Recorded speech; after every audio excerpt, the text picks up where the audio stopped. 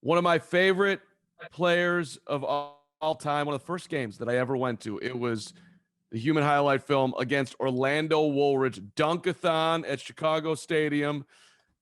Dominique Wilkins working with Hennessy. Great to see you. You're shaking. You remember those days, right? The RIP to I do remember that days. I do remember those days, and and people really forget about how good Orlando Woolridge was. Man, that guy was a high flyer. Enjoyed playing against him. Incredible talent, and out of Notre Dame, of course, you out of Georgia, and you're here today with Hennessy on the top 75 list. I'm actually wondering, Nick, like, who do you think that didn't make the list should be on that list? There's a lot of really big time names. It's a lot of guys, one that comes into mind is Bernard King. Oh man, he was the machine. I mean, you can go down the list of guys that you go. I mean, I think Klay Thompson is a guy who's been on there, especially what he's done in his career with the Golden State Warriors. Just an amazing player. So yeah, it's quite a few guys that I would say deserve to be on there for sure. Yeah, I mean, I picked out a bunch that were not on there. Bernard King's on my list. Alex English, who that's your era. I forgot about him. I mean, hey, David Thompson. Sure. I mean, you could go down the list of so many guys, but those are the guys if you want to say that definitely should have been on there, and probably even on the 50 greatest. Those guys were something else. It's obviously hard to take guys up. Vince Carter, Tony Parker, Chris Bosh, Dwight Howard gets, had a great run in his prime. T-Mac, Pau Gasol, so some big time names. Hey, tell me about Hennessy and the official spirit of the NBA, Nick.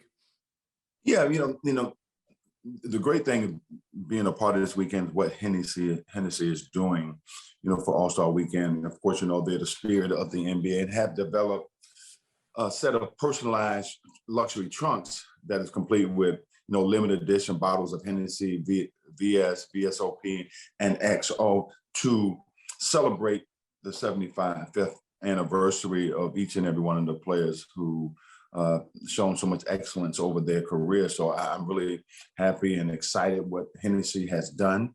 And also to have these trunks that identify with all these great players, man, it's special because these are specialized bottles that, we're all going to remember forever.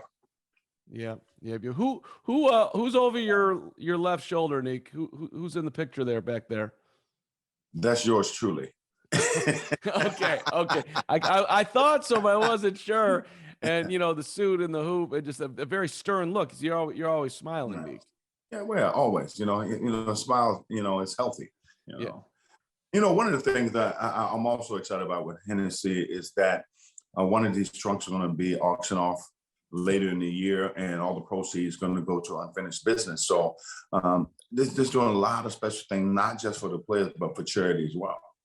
That's a beautiful thing, giving back, number one.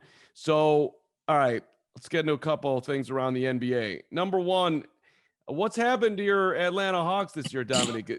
The defense has fallen apart, right? It's been a little inconsistent at times, but also you got to look and say, hey, this team has not been healthy all year either. We have guys out, for a couple of guys for a month or two, and so now trying to get that chemistry back and get that rhythm back, has been kind of hard and inconsistent because every so often you get one or two guys who are out for extended period of time. So it kind of throws you off, but we're still right there, still got time to get it done. Has the pressure perhaps of the success of last year weighed on these guys to try to duplicate it? Is that fair? It's always pressure when you have excellence like we achieved last year. And so you're not the hunters anymore, you're the hunted. And so you got to be prepared for that each and every night. Yeah.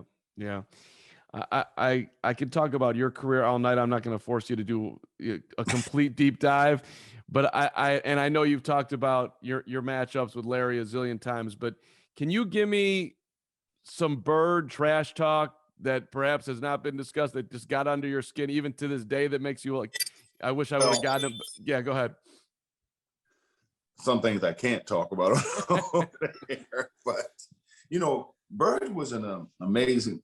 Everybody know how iconic player he was, but yeah, he talks a little trash. My first year in the league, I remember in the Boston Garden, I go shake his hand, and he put both hands behind his back, and I said to myself, "Well, okay, well maybe he's just getting into the game."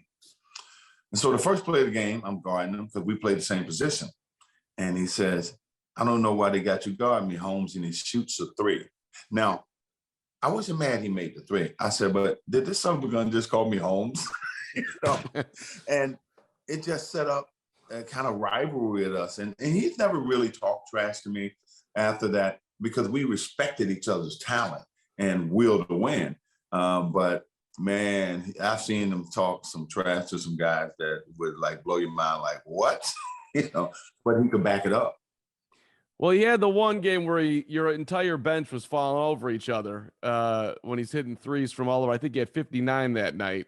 No. He had 60 that night. Oh, 60. My bad.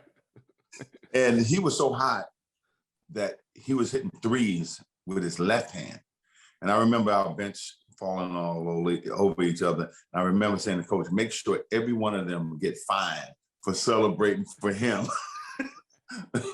Yeah, that was a fun time. So yeah, and one of the greatest, the Game 7, one of the greatest games of all time. I remember sitting on my couch watching it and rooting hard for you guys. I hated the Celtics, but it was a tremendous rivalry at the time. I'm looking back through your playoff history, Nick. I think one of your, I don't know how much you think about it, but one of your great playoff wins, you beat the Pistons. It's a double overtime Game 4. I believe you had 38 that night. You're taking out Isaiah and Dumars and Lambeer. I mean, the East was stacked, man. You had Boston, you had Detroit, and Chicago was coming up. Oh, the East, it was no off nights. And that Detroit Pistons team was physical. And I remember, and we were just as physical. And we used to go at it. Funny because Isaiah Thomas and I just talked about it last night on NBA TV about those battles. And that was one of the series that we talked about. We beat them that year. But man, you had two physical teams that went toe to toe. And that was every night in the East. You just didn't have any nights off. Did you hate Detroit more than you hated Boston because of their physicality? You know what? I probably hate them just as, equally. The great thing is though, that after all these years that we can actually sit down and laugh about these games. Isaiah and I, we've been knowing each other since 11th grade. And so, to sit down and talk about how we used to play, it's rewarding. We live for those stories. And Bird is the same way. And man, I can't tell you how enjoyable those times were. Well, and you were also, I'm not sure if you still are, but I assume you still are. Like, you were good friends with Michael. You guys had a great relationship. I'm curious how you're seeing, Mike and Zeke were kind of always at each other, but Mike and Scottie, that was, people would say greatest tandem of all time in the league, and now Pippen has blown up that relationship. What do you think about what's happened there? It's puzzling, and I don't understand why. When you win 7 championships, all that personal stuff goes out the window, and and Michael and I, we go back since college days. Anytime you can win the way they won, as consistently they won 6 championships in 7 years, what are you complaining about? I don't get it. What's the problem? You all made a lot of money and you all won a lot of championships. At the end of the day, isn't that what it's about? Yeah, I don't understand it either. Like, you made, and Scottie, not taking anything away from him, great player, top 50, all of it. But you're probably not there without Mike, and you made more money on the court in the league than MJ did. I just don't get it. Yeah. Look, you were in a great situation with the greatest player, and you won, man. You won. And do you win without Mike? There's no way. You don't win without Mike. So I don't care what you think, what people may think. You play arguably one of the top 3 or 4 greatest players ever played this game. And I just don't understand the problem. If he, like, the Bulls make a deal with Seattle to get him, if he ends up in Seattle or Sacramento, do you think he becomes the player that he became? Because I give him all the credit in the world for getting there, but he had a lot of. Does he win 6 championships? No. Okay. No. I mean, it's an easy question to ask, and that, you probably get 10 out of 10 people who you ask that question say the same thing. Right. I mean, but I think that he might think that he would have been the same player without him, and I'm like, dude. I mean, I respect Scottie, the hell of a player. But sometimes in life, man, there's certain things you got to let go. You just got to let go and just live life, because now we're not competitors anymore. And you don't want to break or screw those relationships. You don't want to mess that up. Yeah. Yeah. It's if you talk to Mike about it, would you tell him, hey, just be the bigger man here and let it go? Because I got a feeling like those two are not going to speak again. Tell me this. But tell me this. Have you heard anything from Mike? Not a peep. He don't care. He's like, I'm just living my life, and he felt like he doesn't have to comment. Why comment? You just create more friction. Yeah. Again, working with Hennessy. Dominique, great to see you. Let's wrap up on this. Favorite All-Star game memory for you? Anything come to mind? I was there in '88 at the slam dunk contest. That's probably not your favorite, but that was a hell of a day. Yeah. But before I get to that, I just want to know that the fans can get a nice look at these trunks at the Hennessy Digital House of Moves this coming weekend.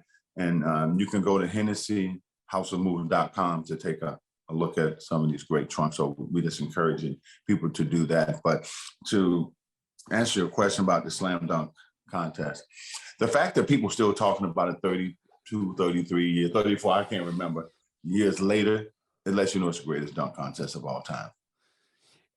No doubt. Just for the record, I know you got to go, but before that was a 3-point contest, and I was rooting against Larry because I hated the Celtics, and we were in the last row of the second balcony at Old Chicago Stadium. Bird hits the last 3, holds the follow through, and the place went nuts, screaming for Bird. I was the only guy that was with my head in my hands. I was upset. You know what happened before the contest? He walks in the locker room and says, "Which one of you guys is going to take second tonight?" That's some guts, man. That's some confidence. Did Detlef Schrempf raise his hand? It's going to be me, Larry. Right. Hey. Larry, before his time, when you talk about 3-point shooting, I mean, Larry could flat out shoot it. Now, he didn't get open shots. A lot of history came with defense right in his face. He was a man. He could shoot the ball. No doubt. Hey, Nick, great to see you. Appreciate your time, my friend. No problem, man. Thanks for having me. Our pleasure.